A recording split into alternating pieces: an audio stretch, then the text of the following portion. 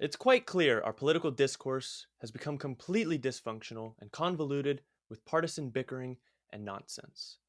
But this political divide isn't necessarily a new thing. The question is, how did it start and how do we fix it? Joining us is Seth Radwell, internationally known business executive and author of American Schism: How the Two Enlightenments Hold the Secret to Healing Our Nation, which will be linked in the description below. Enjoy the episode.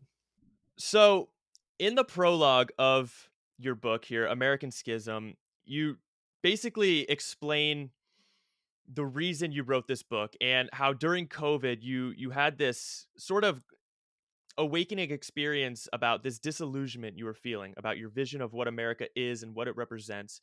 But I'd like to talk a little bit about your upbringing and your childhood, because you mentioned that your grandparents are direct immigrants to the United States, and I feel that that sort of gives you a unique perspective on the American dream and what it is and represents. Although I know you were born here, so you probably did grow up in that American culture, but I still feel like having immigrant parents does give you a unique perspective. So what was your vision of America as you grew up?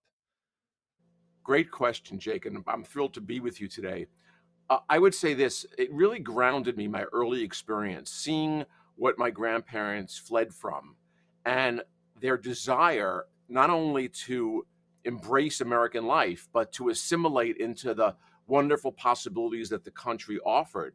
I guess it created in me a very deep appreciation for why the American experience is so unique and exceptional. I mean, despite all of our flaws and warts, and we have had many of those, let's face it, we are still the best example of self government in the history of the planet.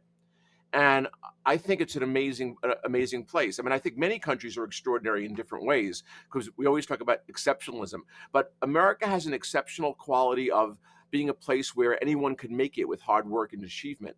And I think that's the vision my grandparents had, and they built. They were very poor, I wouldn't say poor, middle class. I mean, they didn't do, they came here for freedom and they did okay, but I really built a wonderful career in the private sector, building brands and companies. So I would say I'm a kind of a product of the American dream. Yeah, for sure. So going into COVID, obviously we were all kind of shut in our house, and this was a very weird time in America and really in American history. Um, there was a lot of, I mean, I guess I'll call it the word you use, disillusionment. People really didn't know what to do with themselves, and they had so much time to think, and they didn't really have any obligations of anywhere to be. So a lot of people probably experienced the same thing you experienced about your vision of America, because especially at that time, things started really polarizing if they weren't polarizing up until that point. But this was sort of a tipping point. So what exactly was the tipping point for you, or the series of events that led to this realization that you had? Great point. Great question. So it actually started well before COVID. So let me go back to a couple of years before, in the 2000, 15, 16, 17, 18 range. I started to feel that our political discourse was collapsing. As opposed to staying focused on real problems, we were starting to get into, as everyone knows, and we'll get into it later. But I think, of course, Trump helped this, but he wasn't the cause of it. It had already started happening. We were not no longer effectively discussing public policy problems in the public. So that was part of what was concerning to me. But I would say I became disillusioned during this phase, during these years, because I was a CEO running Proactive, an acne brand, and I had been CEO of many companies. And I noticed a distinct change in the behavior of my peer group. And what I mean by that is fellow CEOs, colleagues, peers were increasingly putting their heads in the sand, afraid to get engaged in a discussion on civic issues. And, I'm old enough to know, Jake, that it wasn't always like that. Like 25 years ago, 30 years ago, when I was a consultant for McKinsey, my professional circles at that point involved many CEOs, and there was much more willingness to engage in civic issues. But somehow the private sector leadership had become scared, fear of bringing on the wrath of some group or being outed or hurting their customers. So I said, it was at that point, that was kind of a tipping point, because I thought to myself, if the public discourse that we see on the news every night is collapsing, and if private sector leadership won't step up, we're in bad shape. How are we going to ensure that we perpetuate this American dream? How can we ensure that we bestow a democratic republic to our kids? And so that was a tipping point. I would say around 2019. Now, I had always done a lot of reading and I had done a lot of research. Where COVID came in is that because COVID changed my day-to-day life, I started writing the book during COVID. I had tons of notes and I had this thesis, but COVID gave me an opportunity to, if you will, sit down and start working from like 8 a.m. to 10 p.m. every day on writing it. So that was kind of where. So I wrote the book in 2020 and 2021. It didn't come out till almost 2022. So how did your vision of America change? Because you mentioned that you talk a little bit about the American myth. Well, so like the American myth, I think like many myths, always has a part of it in reality, and a part of it that gets glorification. I mean, and our history is so wonderfully illustrative of that. So, for example, I mean, if you really and what by the way, one of the purposes of American Schism, the book, I should say, and I think this is why it won the International Book Award last year, is that it traces our schism, the divide we see today, back to our founding, back to our roots, trying to understand what were the, how are the divisions today derivative of an earlier splits, and is that analysis, is that investigation helpful in understanding where we are? That was the premise of why I did the book, and I'm convinced today that in fact we cannot understand why we're so divided nor heal today unless we understand the roots of our division. So I believe that understanding the concept of why we became a nation in the first place is very important. And unfortunately, too many people today are not either grounded in that or don't discuss it, or you're much younger than I, but when I was a kid, we had debate clubs and civic associations, and we had civics in school. I think some of that's been crowded out. So I believe that is very important. I think history can act as a salve for our wounds if only we'd apply it. I 100% agree. I've said on this show many times, actually, and this is one of the reasons why I was gravitated towards your book is I think history is the answer to healing our political divide. I think looking back on our shared history and understanding how we got to the present will help heal that political divide. But a point you made about your business colleagues, this our political discourse has become so hostile that it's given rise to a level of fear of speaking out about it. It's no longer an open discussion. And it in exactly, in turn, that has led to I don't necessarily think we're in that phase of political discourse anymore. I think we've moved into a phase of apathy. People just don't the fear of not talking about politics has led to apathy where people just don't even care anymore. They've sort of given up. Well, I think the word that I use in the book and for my research, I call it the exhausted or frustrated majority. So yeah, I think there isn't an element not only of the but apathy is interesting because it's more like they don't the frustrated majority doesn't know what to do. It's a paradox. Now let me I like for your listeners to when I talk about, because there's been a lot of written about this frustrated majority. My research shows that 70% of Americans actually believe they have more in common than not. And that even though they disagree, there's broad consensus on a couple of major themes and why we're a great country. Now, the fringes, well, they're not so small. I mean, the 15% extremes on each end don't agree with that. But the problem is why this is a paradox is because the 70% feels like they're in the minority because the extremes are so loud. So it's the extremes who have the gavel, and it makes it feel like there isn't an actual majority who really want us to heal. Now, I will say this, and I talk about this in the book, as you probably have noted, the media models that we've gravitated towards exacerbate this problem, because since everything in media is now based on advertising, our journalistic traditions have gotten bastardized, And I think that's also what sells eyeballs, or what gets eyeballs and clicks, as you know, is sensationalism.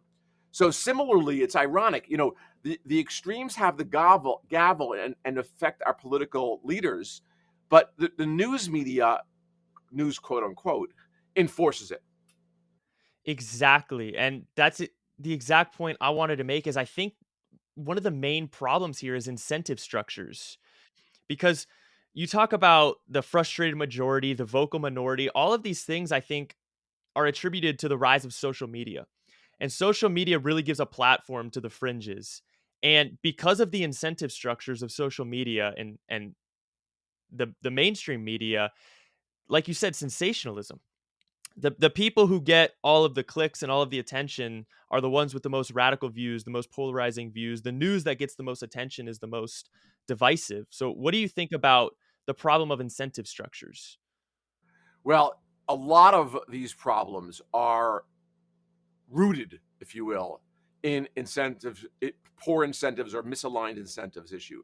So let's talk about that for a second. I think there are fundamentally two actors in the political landscape, if you will, that have horrible incentives today. And that's by the way, in the third part of the book, I lay out a plan to fix us, to heal us, and it's largely about uh, changing our mindset on one hand, but also changing these incentives. So that is you're onto the path of the solution when we get there.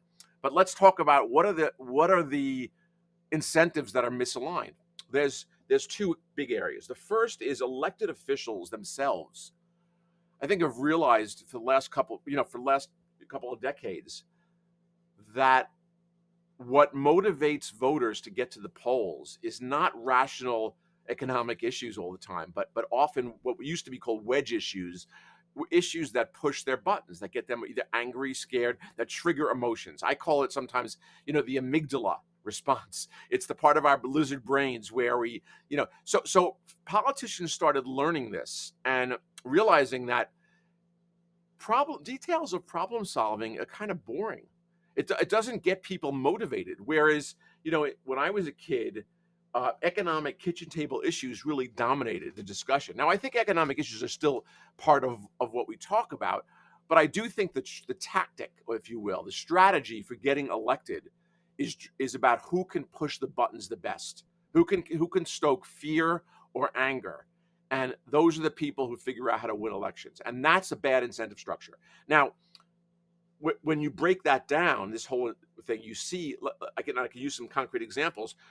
We have guidelines, they're not even constitutional laws. Each state makes up rules for how to conduct elections. So when you have gerrymandered districts to a huge degree, then they become less competitive. So let's take an example, because I really want your listeners to understand what I mean by bad incentives. Let's take like a district like Kentucky 8. Let's say it's a safe red district. 85% of our districts are safe. So let's say you have a right of center conservative Republican woman in that district. I'm making this up, but it's for illustrative purposes. And in her term, she is pretty conservative, but she does work collaboratively with some Democrats to get a bill launched, to get something done. In the next round, when the primary happens, first of all, it's closed primaries. So a third of the voters in the state are independents. They can't vote. So what counts is the Republican primary in this case. And this happens, by the way, both on Republican and Democratic side. So I could use the same example with AOC or something else. So what happens is this reasonable congresswoman who's a Republican will get primaried, because the people that show up and vote in the Republican primary they're committed, often extreme voters. It's a slice of the electorate. So let me share with you how bad this incentive structure has gotten. Research shows that in the U.S., around 8% of the electorate of the voters elect 85% of our Congress people. That few. It's gotten down to a very small slice because the primaries are what count, and very few people vote in the primaries. So this is a bad incentive. Now, fixing this is both there's a good news and bad news story. The good news is that none of this is in the Constitution. These are all guidelines that are adopted state by state. So it's things like open primaries or ranked choice voting or districting more fairly. All those are things feeding these incentives, and none of them are specified by any federal law. So that's the good news. They can all change. The bad news is that they have to change at the state level. The federal government's not going to fix this. This requires doing what Alaska's done and what other states are doing and saying, you know what, we're going to appoint a nonpartisan commission to redraw our districts and make them competitive and get races where we have more ideas, etc. So that's very much, I'm jumping forward a bit. That's the work that I do nowadays on changing those incentives in the electoral field. Okay. So before I go in more detail, I mentioned there were two areas. So electoral politics is one where the incentives are bad. The other area we touched on briefly is the media. So the media is driven by sensationalism because advertising is all that matters. Now, ironically, Jake, we talked before, so the incentives are bad. It's about getting clicks, not about pursuing truth. Now, this is particularly ironic because we've seen this movie before. We went through this in this country. In the 19th century, information was becoming more and more sensationalized by what we now call yellow journalism. There was newspapers all over the country writing things that were not based in truth, that were sensationalizing. And as a response to that, in the 1920s and 30s, we started cultivating and building a journalistic profession.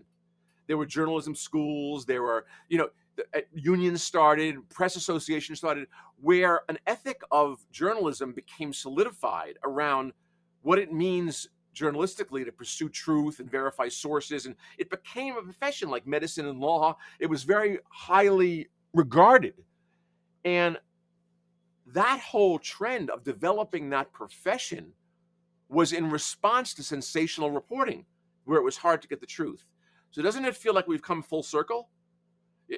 We're kind of what happened to the journalistic integrity, and I can talk more about what broke that down if you want to get into it. But just to summarize, the two incentive areas that are really misaligned today in terms of helping us solve civic issues are the way we elect officials and the way we run media. No, 100%.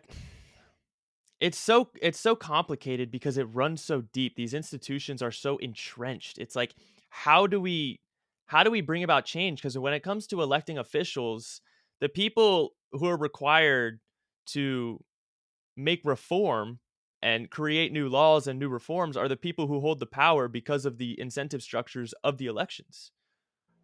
Absolutely right. So we recognize now that we have sometimes we call this the fox in the hen house, fox guarding the hen house problem. So the people who have gerrymandered the districts in many states, those are the state legislatures who hold the power to change the laws. So this is only going to change, and this is one of the wonderful things about history when you watch how waves of change happen if the voters demand it. And that's what's happening, Jake. It's not, people aren't so aware of this, but look at Alaska, which has moved towards a ranked choice final five voting system. They have a much more bipartisan local Senate and House. Um, they're really solving problems. There are other states that have taken this on. In Michigan, which was very gerrymandered, there was a bipartisan commission that suggested a new approach to drawing districts much more fairly. And they kind of because there were business people on this, and they forced the local legislature to adopt it. So often you're right. You have a problem here of the people who have the incentives to do this are the ones holding power, and they don't want to change. But little by little that we're eroding that. Many state, like for example, I could go into more detail, but ranked choice voting is an effective way of taking out some of this incentive. And just in a nutshell, what people think looks complicated. What ranked choice voting does is it makes the candidates that run different, because the candidates that run are required to appeal to more voters. In other words, it's because what counts is not only being in first place, but being second and third. So in ranked choice voting, you've got to appeal to more constituents. And therefore, different types of problem solvers end up running for elections. So it changes who's attracted to be a political service official. And so it's a powerful mechanism, and it's actually not that complicated. Um, which we can get into. So that's one example. But open primaries is another. Redistricting. I think the hardest one of the reforms that I work on and advocate in the book, the hardest one to tackle is the effect of money in politics, because that is now constitutional based on various Supreme Court rulings. So we need probably an amendment, which is, of course, very hard to really fix that. But I think it's gotten to the point where we're in a wonderful economy, even though at times it's been lagging. But overall, if you look over the long haul, we've had tremendous prosperity in this country, and our model of economic capitalism has been very successful. But we're at a point where we're letting the participants in the games write all the rules. It's like I just came back from the Olympics. Imagine if, like, the athletes didn't have to follow the rules to compete. I mean, the beauty of capitalism is we get innovation and we get new technologies and new solutions because people compete in markets. I mean, that's the whole premise of Adam Smith and the invisible hand. And I think we've moved away from that in certain ways. So that's another area where I think we need probably to readjust, because we do want a flourishing economy. It is the root of so much prosperity, but we've gotten into a situation where moneyed interests are really affecting politics in a big way. Exactly. In my opinion, that's the biggest problem is campaign finance policy, because what is it? It's quid pro quo, I think, is like the term for it. Um, you have these corporate interests who are financing campaigns just to get the legislation that's beneficial to them. I'm watching House of Cards right now, which a lot of people have said is like the most accurate portrayal of what politics is really like behind the scenes. And seeing how corporate interests dominate legislation is kind of appalling in a way. And it's how are you going to serve the American people when you have to be beholden towards your investors?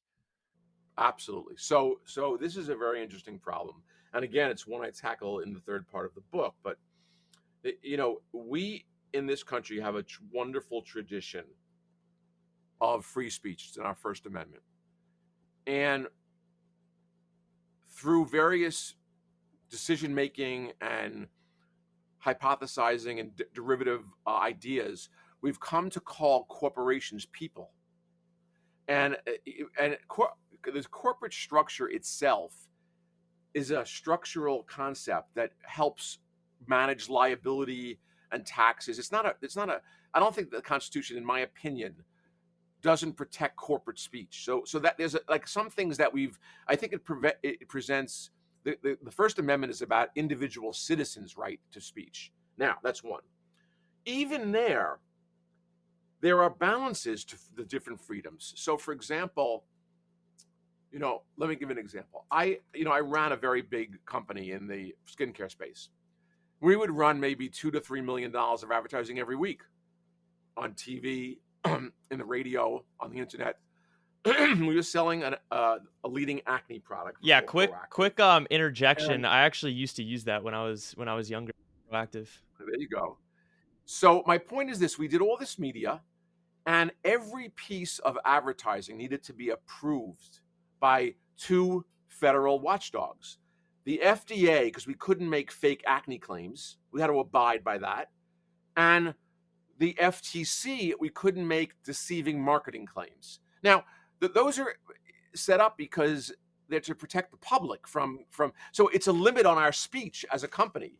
Well, all I'm saying is there are many industries where there's tremendous restrictions on what you can say if it's going to hurt consumers. Now, because political speech is the most protected, we don't regulate campaign advertising at all, so people can say whatever they want, and that's a problem. So like some people have said that my one suggestion that I go into detail and I've written about is tongue in cheek. What I suggest is that until we figure out how to better manage this, we should ban political advertising in TV and on the internet, and we should allow political campaigns to advertise in print, make people read their argument in 100 words or less.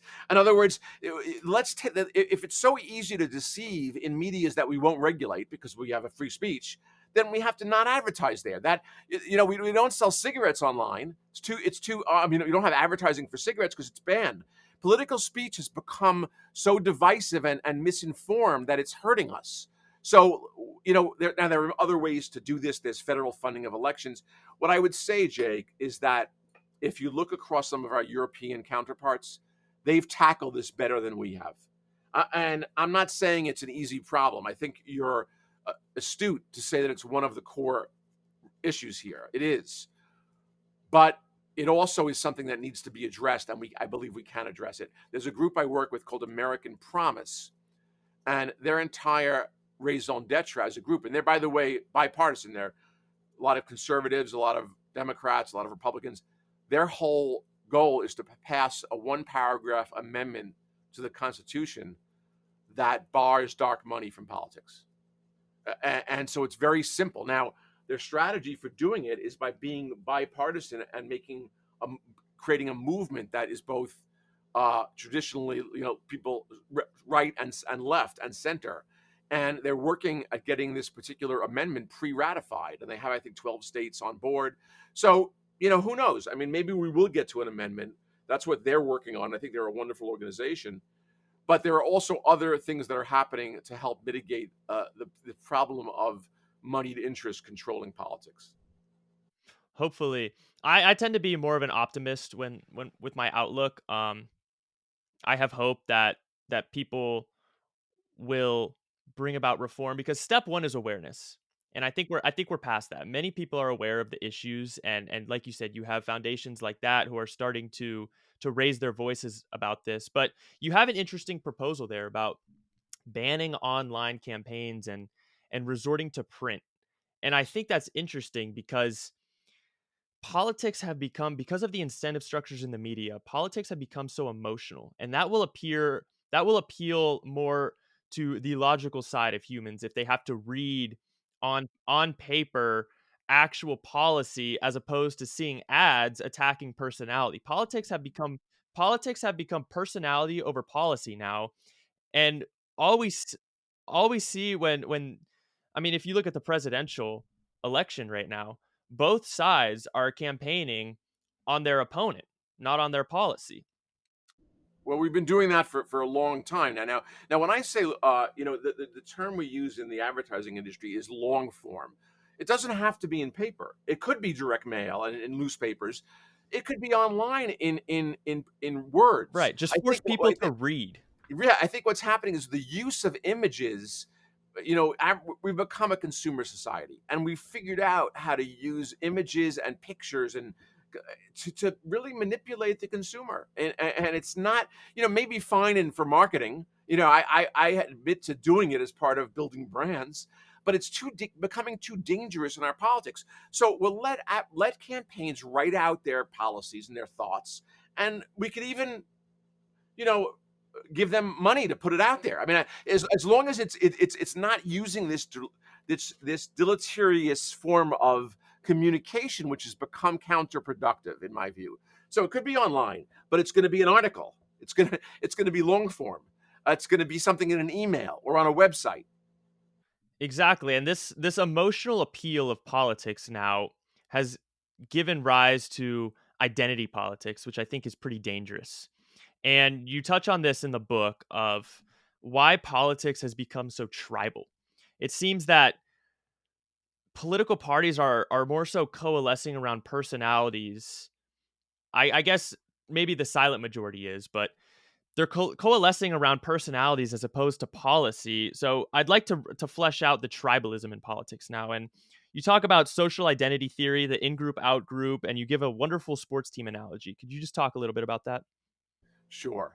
So this is also something that's been evolving. As humans, we're very tribal creatures. There's a lot of reasons why we feel comfortable when we're operating in our tribe. Now, and that's just a part of human nature. Now let's explore it from an evolutionary perspective. Millions of years ago, those tribal that's in our genes to basically for safety and security to rally around our tribe. And when our primitive brain is triggered to flee or fight, or this is all natural stuff. Now, It's all part of being human. It's our DNA ancestrally, if you will. Societies since the ancient Greeks have figured out that this part of our brain is not a good way to solve problems. So our more rational brains. This goes back to classicism and and much more in the Enlightenment, which I talk about. So because we have these parts of our brains that exist and are very powerful, we have to find a way to channel that energy and sublimate it. Hence, sports. We have societies since the Greeks have developed competitions in sports as a way to allow humans to vent, if you will, these amygdala-driven tribal natures, in the hopes that by doing that they won't have as many wars and will work together on the more rational sides of their brains, as per what the Enlightenment taught us. So there's different ways that humans operate. And what I'm saying is that somehow we're at a place now where we're treating our public policy problems as if we're watching a wrestling match. It's though we getting making evil the out group and criticizing them and feeling great about your team. That's wonderful for a sports arena. It's appropriate.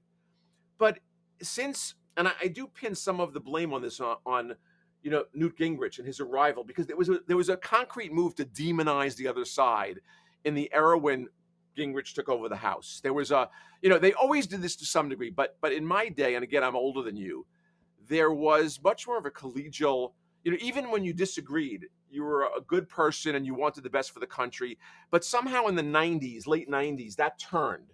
It became much more about the way to get your policies passed was by demonizing and making evil the other tribe. And it was very specific strategy. I mean, Newt Gingrich famously would, for the House conference, the Republicans in the House at that time, he distributed a glossary of terms they should use when referring to the Democrats, which were really, like, it was really bad terms. It wasn't, we disagree. It was like, evil, communist, pink, whatever the emotional terms.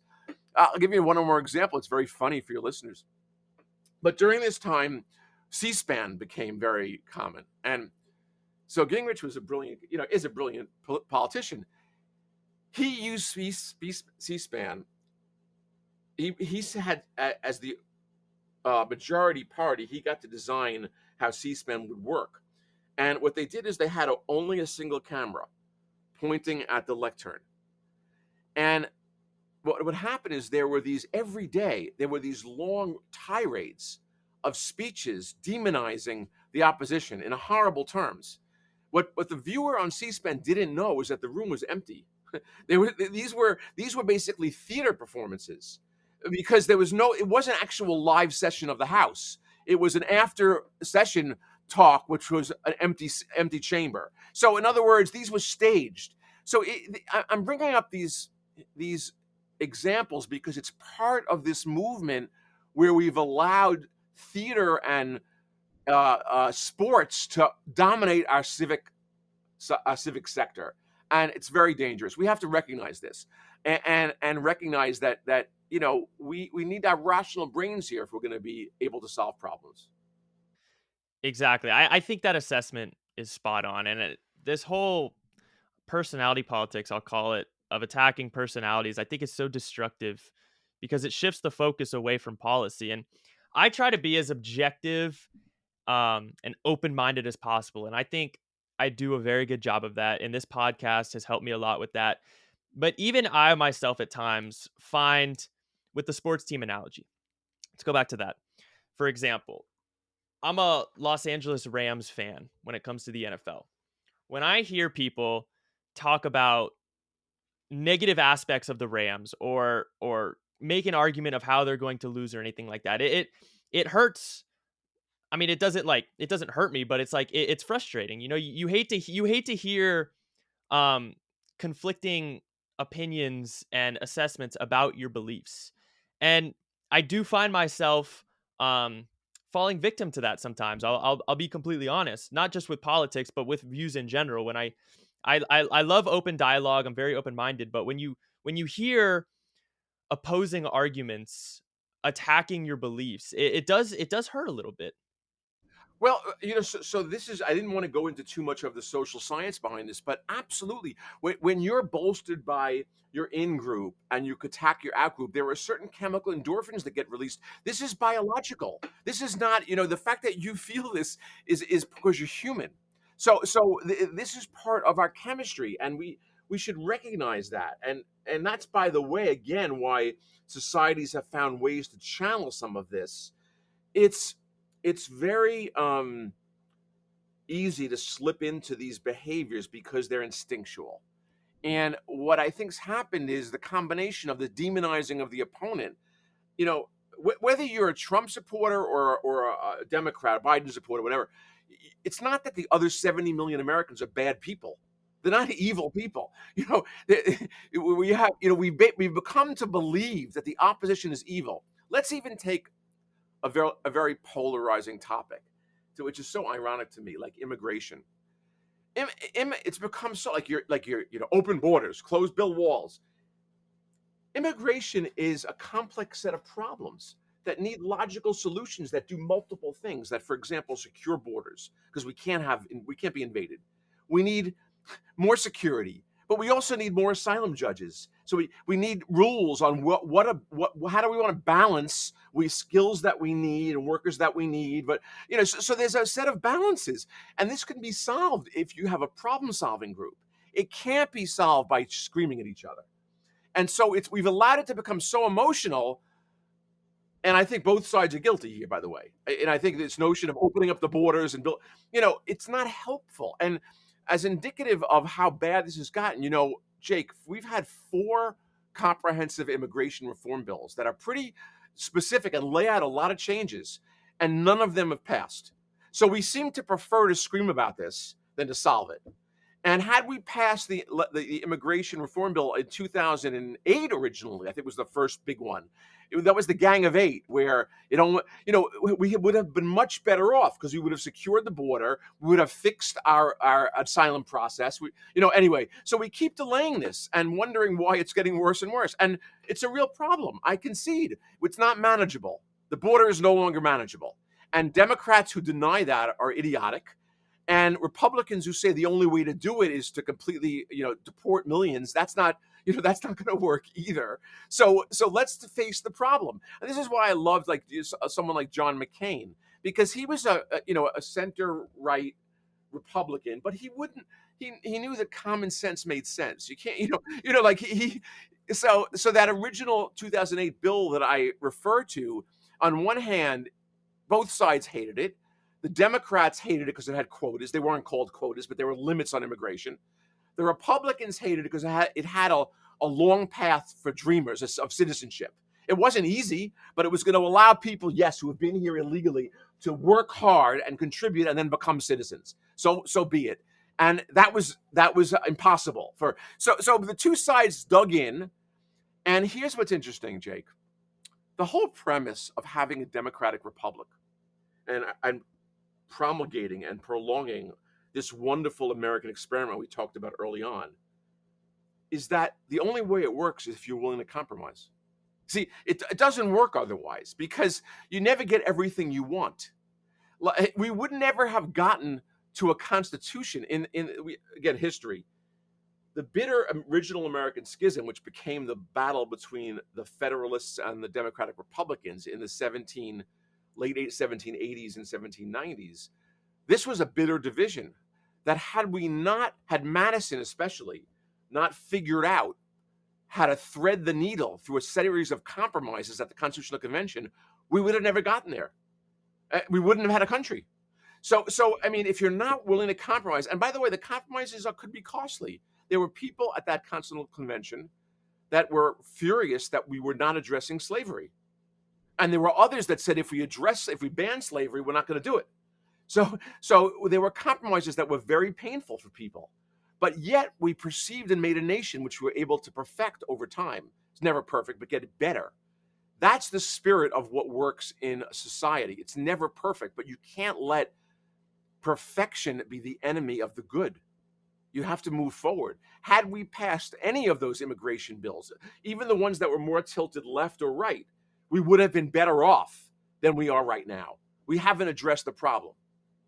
Yeah, exactly. It's so frustrating because, politics have become so emotional, and it's so frustrating because politicians, like, this stuff is human nature. We talk about, tribalism and the social science behind it, but politicians have become so skilled at appealing to that human nature and that emotional response that it's become destructive. But I would like to get into the backbone of your book now, which of course is mentioned in your subtitle, these two different enlightenment schools of thought.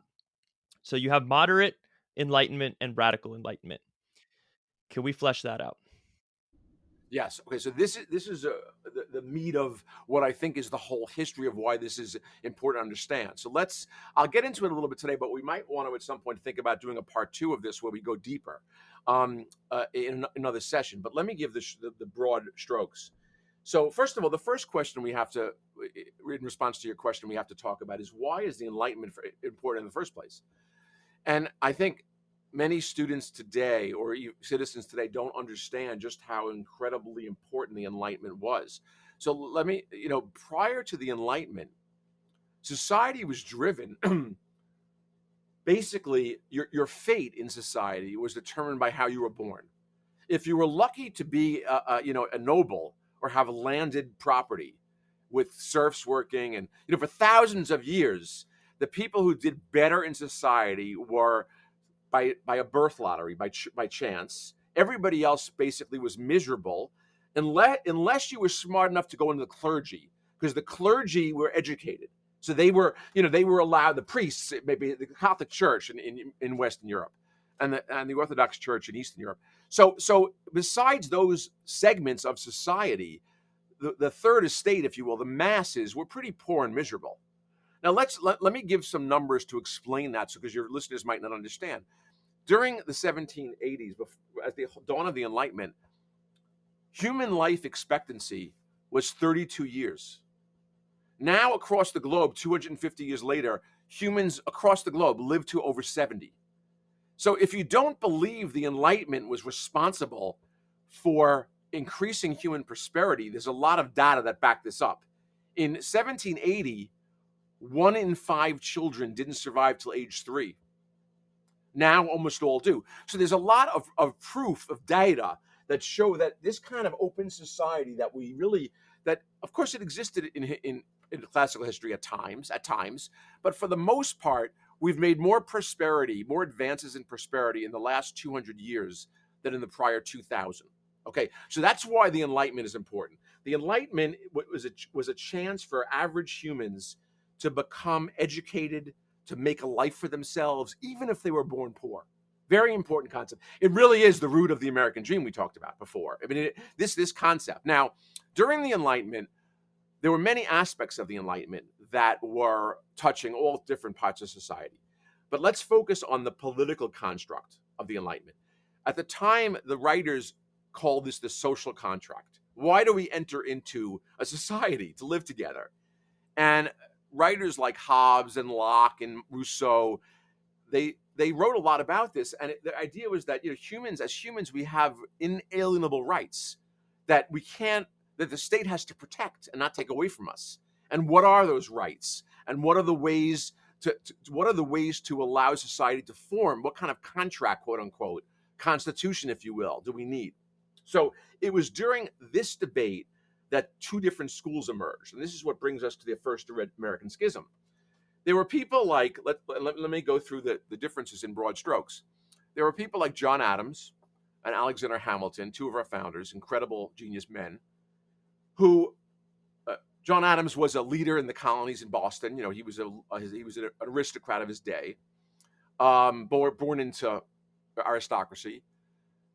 Alexander Hamilton was not born into aristocracy, but he was a genius and became kind of aristocratic. But both of those leaders believed that in what was called the British aristocratic republic model.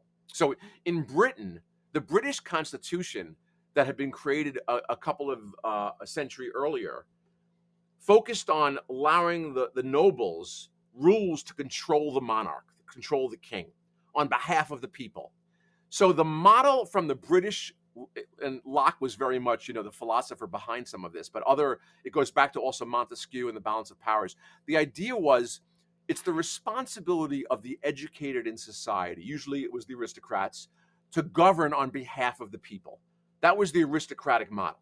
Now, that model did not support democracy as we know it. It was really letting the elders, the wise men, if you will, they were mostly men, of course, govern and make the rules. But the moral responsibility was to do so on behalf of the people. Now, that was one model. That was the moderate Enlightenment model, affected in Locke, Rousseau, Voltaire, Montesquieu, etc. Those were the antecedents of that. There was another group of our founders who had a different concept of what America should be. Thomas Jefferson, Benjamin Franklin, and Thomas Paine, three of our founders who were very influenced, interestingly enough, by the French Enlightenment, more so than the British Enlightenment. The French Enlightenment had a different bent, especially what I call the radical side to it, which is that the radical enlighteners, and radical is probably a bad term. In retrospect, I wouldn't have called it that. It's just that it was a different vision of what the Enlightenment is. But they believed, and this is based on philosophy of people like Diderot and Condorcet and others, that the only sustainable form of republic, if we're going to have a social contract, the only way to make one that can last is by allowing everyone to pick representatives to negotiate for their interests. That what we call a representative democracy, that model needed to be in place. So that was the other school of thought. And for people like Jefferson and Franklin, they believed that the aristocrats, that the other side was selling the people short. Of course, people had to be educated to pick representatives, but we can educate people. That's part of what the Enlightenment was all about, was educating. So this other model was, in some sense, was much more egalitarian and decentralized, and that was the Jeffersonian model. So these two sides clashed in a huge way, and it became this bitter battle between the Federalists. I don't know how much your listeners are aware of history. I'm sure you are, but the Federalists and the Democratic Republicans, and it was pretty bitter. They kind of hated each other. They, it was, one could argue whether it was as divisive as today, but they certainly used some of those tactics. So here we have two sides are advocating two very different ways to move forward. And let's explore what happened. The first great compromise that illustrates my point about needing to compromise happened between 1776 and 1787. So these two sides are arguing in a room where the press wasn't allowed, by the way. There was no reporters there. And they have to come up with a plan to can they reconcile this? And if we didn't have brilliant people in that room, like James Madison. So James Madison, in my view, is one of our greatest founders because he figured out how to thread the needle, how to incorporate aspects of the Federalist model, but also the Jeffersonian model in a blended model. So what happened? The Constitution, in some ways, has the representative side. You have a House, which is elected by people. But at the time, the Senate was not elected. It was appointed by local leaders of each state. So it was more of the aristocratic model. And you have a strong executive, which was also very apropos for the aristocratic model. In some of the other models, they had councils. Anyway, the point being is this Constitution that we came up with in 1787 is a blended model. It has aspects of both. So even if you look at the logistics by which this compromise came about, it's fascinating because Jefferson at the time was in Paris. He wasn't in the room. And Franklin was quite old. He had gout and was, I think, 80 something, and he was kind of crotchety. He was not in great spirits. So, the Federalists were very powerful. And, one of the reasons, by the way, as a side note, the Federalist Papers became considered such a wonderful doctrine in political theory is because the Federalist Papers, which was written by Madison and Hamilton and Jay, became a marketing document for why we should adopt the Constitution. But in essence, what it did was it showed how the constitutional model we compromised toward is in a sense both. It has aspects of the democratic Republican model of Jefferson and aspects of the Federalist model, and how they balance each other. Famously, Madison, Federalist 10, Madison's one of Madison's greatest papers, talks a lot about this. So my point being is that we figured out a way how to thread the needle and create this system, which was, as Lincoln taught us, was far from perfect. I mean, at the time, one of the great ironies or paradoxes of the revolution is that it was all based on executing what we called our credo at the time, which was the Declaration. So the Constitution is a blueprint for how to make sure the credo of all men are created equal, how we make that come about. And yet, we had slavery, we had, only white men had any power. So I mean, it was paradoxical, it was hypocritical in many ways. But that is we had a pathway through the amendment process and through evolution to evolve it. And under President Jackson, the first populist wave is when everybody could vote. When I say everybody, white men. You didn't have to have property. It was an evolution in many ways. One could view the history of America as one in which the original credo in the Declaration is getting more broadly applied to more people and more groups. I mean, that is in one way, that whether it's women or African Americans or whatever. Anyway, we could, that's a tangent. I wanted to illustrate what the difference was between these two sides. Now, this I do. We're going to have to wrap up this first part soon, but let me tell you one thing that's really interesting. This debate between this aristocratic model and this kind of decentralized model. Remember, I said at the beginning that these forces are very active today. This is very much the same. It's changed, but it's the same fundamental pressure, tension between what we call now the establishment, the elites, and the populist movements, people who are disgusted with the elites. Because the elites haven't solved their problems. That's the same original tension that goes back to our founding. So isn't it useful to understand where this comes from? Won't it help us? I mean, Trump was so successful because he was able to plug into hundreds of millions of Americans who were left behind by the establishment. And this is a whole nother topic which we can get into. But there are hundreds of millions of Americans that for the past 50 years have suffered under our economic model, which we call globalization. And 3 generations of Americans have suffered, in fact, and it's very bad. And the establishment, and when I say the establishment, by the way, I mean both Republicans and Democrats, both parties, have failed to address their concerns, whether it was Hillary Clinton calling them deplorables or Mitt Romney calling them takers. We showed these people that were suffering, Americans, disdain. And we let all their communities, the jobs go away. We supported global competition. Let's move all the jobs to China.